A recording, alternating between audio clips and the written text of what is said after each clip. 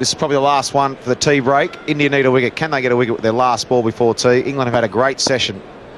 Lead by 108. What took place? Now this is very interesting. Both batsmen were out of their ground. The ball came back. They took the bails off. Well, this is interesting. Assad is calling the batsmen back. They need to determine exactly what has taken place here. This is very interesting. Well, I don't think the ball was dead, was it? I think the batsman just assumed it was for 4, but I'm not sure the ball hit the rope. The batsman just walked off and didn't get in the crease, so the ball was still alive. And Bell and that just walked off. So, and Indian players have taken the bails off and appealed. So if this is not 4, it could be out.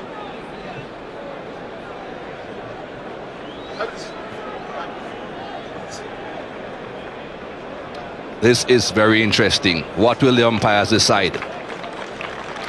It's obvious that the 2 English batsmen thought the ball was dead. They thought it was 4 runs. They are walking off again. They were told to stop, but they have continued walking. This is interesting. The television umpire is going to be getting involved here. They have asked for a replay. I just wonder if they've taken the bails off and asked for a replay to see who's out.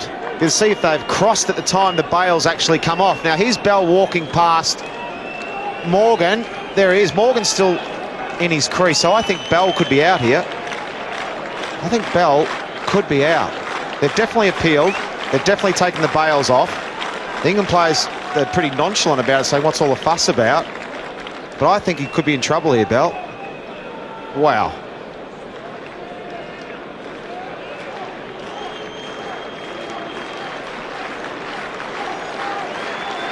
Well, the television replay umpire needs to see this again. He's asking to see it again because they have determined already that the ball was not dead. Who is out?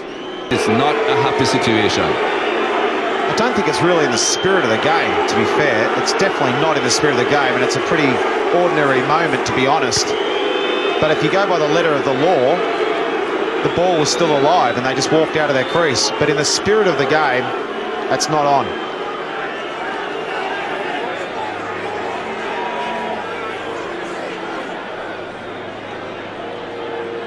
Well, not the first time we're on this ground we are seeing that sort of reaction from the team or the person in the home dressing room.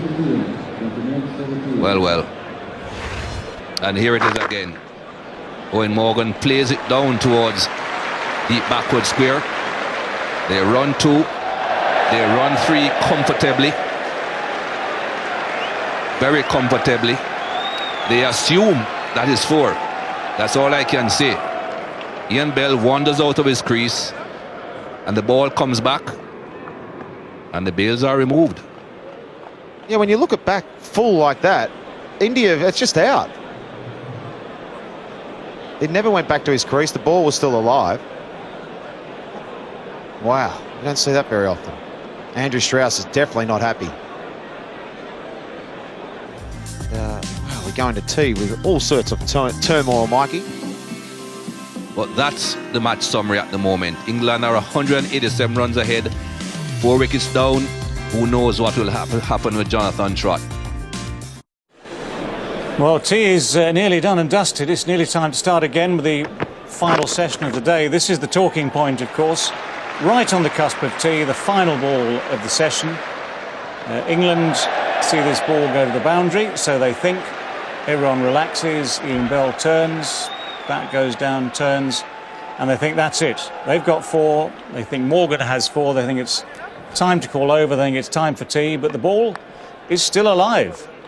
And that's what the umpires looked at, that's what the umpires decided. So England are now 4 down for 254, Bell out for a magnificent 137. So 1 session to go, time to start again. Here are David Lloyd and Michael Atherton. Well. England lead by 187. No sign yet of umpires or players. It might just kick off in this final session. So if you're sat at home with the telly on, don't leave us. Get a cup of tea and settle in for the final session, because it could be spicy. For what it's worth, I agreed with Nasser Hussain, David Gower and Sanjay Manjrekar at tea. I think the ball was live. Dhoni was perfectly within his rights to uphold the appeal. But the players, or the Indian players at least, left to booze. You saw Andrew Strauss come out onto the balcony, as did one or two other England players, with a look of utter disdain down towards the Indians.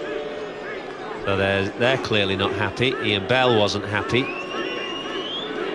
And there's still no sign of any umpires. Don't know whether the umpires may have gone to the Indian dressing room and said, "Are you sure you want to uphold this appeal?" I don't know, I'm just guessing, but I think India are within their rights to do that. The ball was still live. Here they come.